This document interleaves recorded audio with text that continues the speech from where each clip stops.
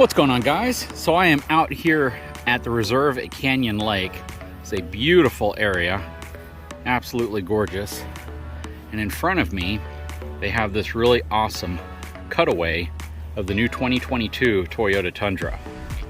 A lot of cool things to see here. This is going to be an informative video, especially talking about that frame.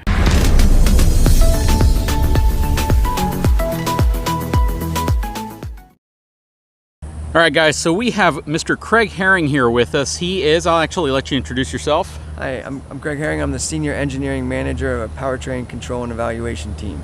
So you basically understand what all of this is. That's right. Perfect. So if you can, real quick, I know specifically which model this is. This is the Max with the hybrid system, which is just part of the Max engine. Yep. So this is the iForce Max powertrain. It's a 3.5 liter V6 twin turbo engine with a 10-speed transmission. And in between that engine and transmission, we add our motor generator unit that makes this a full hybrid. Okay. So from a change perspective, I mean, you guys dropped a very, very reliable, really proven, set of engines. You had 3 engines before, right? You had the V6 and then you had 2 V8 options. Yep. And now you have really 2 3.5 liter twin turbo options, one being the standard and then one being this one, which is the hybrid Max version of it. That's right. Real quickly, horsepower and torque on both? So this iForce Max is 437 horsepower, 583 foot-pounds of torque. The iForce is 379 horsepower and 489 foot-pounds of torque. All right, so let's kind of work our way from the front to the back. And I see you have some interesting air intakes going on right here. Yeah, so with this new powertrain, you know, both the non-hybrid and the hybrid, we really needed to manage the cooling for all of our towing and off-roading requirements that we have. So we have a lot of cooling capability up front. You can see here on the very front, these blue radiators here. These are for the intercooler. The intercooler is on top of the engine here. These blue components are a single intercooler in the V. These actually take air from the main grill. We also have a few other radiator systems here in cooling. You can see in orange here, this is specific for the iForce Max. This cools the inverter, the coolant for the inverter.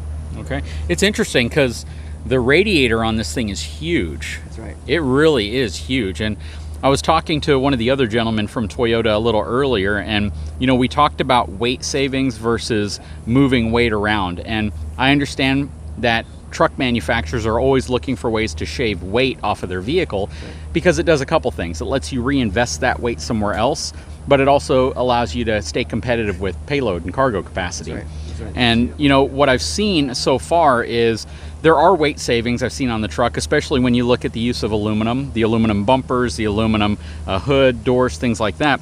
But what I've also noticed is that weight that you've shaved hasn't necessarily gone specifically to payload capacity, because that's relatively unchanged for the most part from your previous truck. But it's gone into things like larger radiators, battery system, things that are, I guess, more functional as opposed to cosmetic. Yeah, so we spent a lot of time for the weight savings. Even our frame is 20% lighter than the current gen. And as you mentioned, the body panel has a lot of aluminum. So we've done a lot of work to reduce the weight of different systems. But you're right, we added a lot of content to the 22 Tundra. So that did bring the weight. So you're right, the overall payload is slightly improved off of the current gen. And the towing is also improved. We're up to now 12,000 pounds tow rating. Yeah, versus 10,000, I think, on the outgoing model. Yep. So real quick, let's talk about the transmission here, because there's a lot of interesting things going on here, and instead of kind of picking each one, if you can, kind of start from the front, work your way to the back, and let me know what you got going on in this area. Sure, so let me start at the very front here with the engine. You can see a red component there. That's the turbochargers on both sides of the engine. So that's the V6 turbo, twin turbo. Then right behind that, we have that orange component. That's about 9 inches long, and that's called our front module. This is actually what makes it a full hybrid vehicle.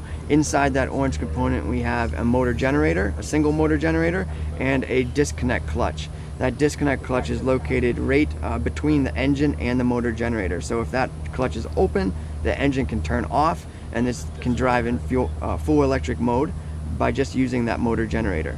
So behind that orange component there, we have the 10-speed transmission. And that has a torque converter in it, a traditional torque converter. And at the very end of the 10-speed transmission, we have our transfer case there, 4 low, 4 high. What I like, and something you mentioned kind of off camera earlier, I asked if this transmission was used in any other Toyota vehicles, and you actually said it's used in some Lexus vehicles. We do have a 10-speed in some other Lexus vehicles, but so the inside of the transmission is very similar. The internal architecture of the ring, pinion, and sun gears. However, we've increased the capacity of it for this truck application because we have higher torque. So we've added some friction clutches to the stacks. We've changed the strength hardening of a lot of components. So it is an improved transmission over that and some of the other Lexus products. Well, and the reason why I bring that up isn't necessarily to compare it against Lexus. It's to point out the fact that when you think of reliability, Sure. Lexus has always been at the very top of the stack. They're always among, if not number one for long-term reliability, they're number one or number two, but they're always at the very, very top of that reliability, both from an engine, drivetrain, chassis, everything perspective. That's a great point, JD. And just to add to that, not only the transmission has that history and that durability out of Lexus, but so does our engine. So this V6 Yep. turbo, we do have a V6 turbo in some of our Lexus products. This same block, same head is the same, the stroke is the same. However, we've redesigned a lot of the cooling. The oil capacity had to increase. We dramatically increased the cooling of the engine because we needed to for our truck, our towing and off-roading requirements. Absolutely. So this is really cool for me because, again, it just kind of speaks to that reliability factor that Toyota and Lexus are always pursuing. And in many ways, reliability and long-term longevity is more important than cosmetics. Sure. Right? So you want a truck to last regardless of what it looks like. That's right. Yep. So of course they moved from their triple tech frame technology, which was, honestly, you guys talked a lot about that technology when it came out. And you know, I spoke to the chief engineer up in Dallas, and he had told me the reasons why. But more importantly, this is a weight savings thing. But when you shave the thickness of the steel you use in your frame, you have to make it more rigid. You have to make it stronger. So that's one of the reasons why you see manufacturers do this. They box the full frame. What I like here is the thickness of your boxed sections.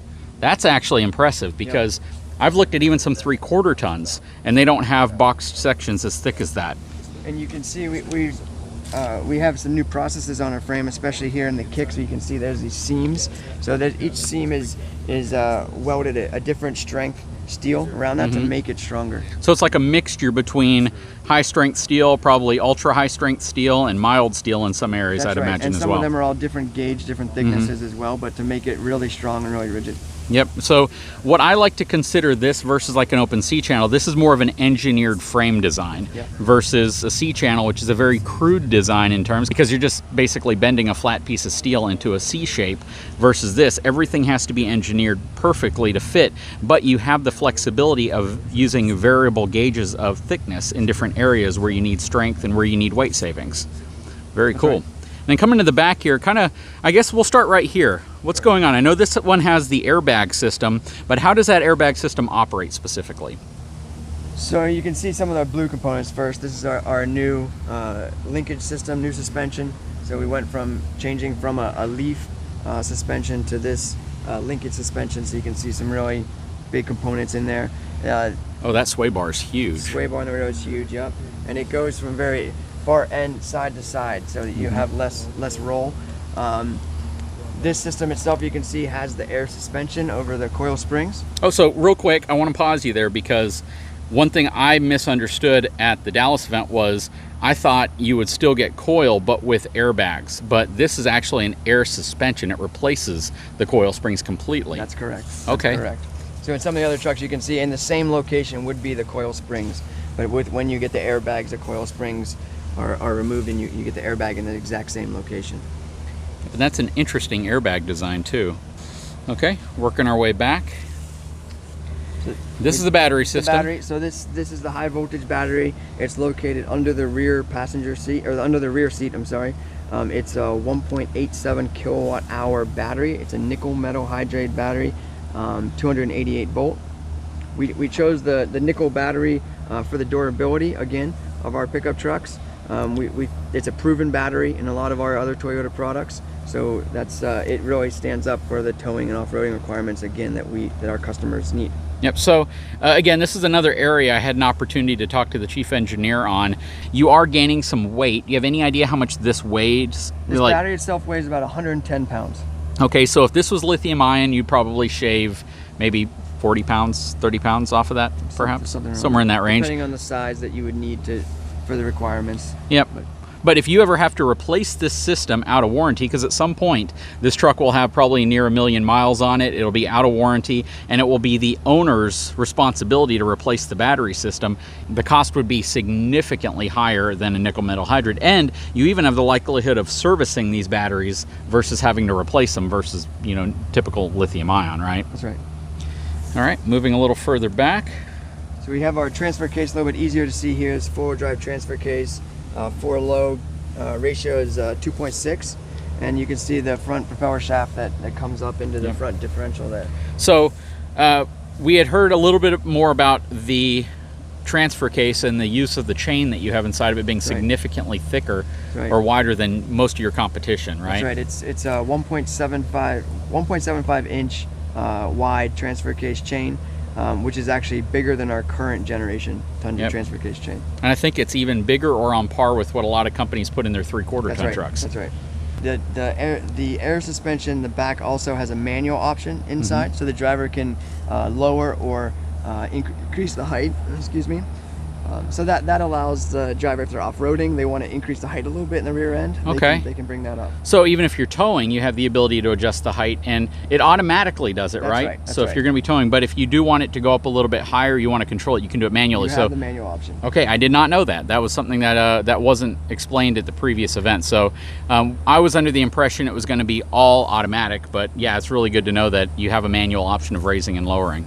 I am a big fan of these cutaways because you get to see so much. Real quick, fuel tank options. You have 2 of them, right? 2 fuel tanks. This is the 32 gallon, which is a larger one. We also have a 22 gallon that's standard, but that larger fuel tank is available regardless of powertrain.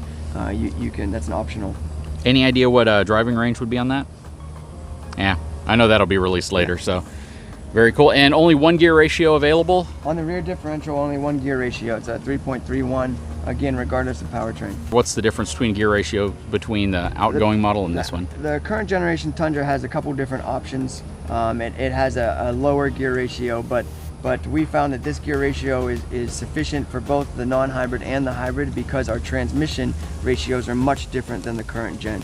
Our first gear ratio and this new 10-speed is 4.9, so it's a very low ratio, so we don't need such a low ratio in the rear differential. Perfect, makes sense. All right, guys, again, if you haven't had a chance, please take a moment, subscribe to my channel, give me a thumbs up. We'll be back to talk to you again very soon.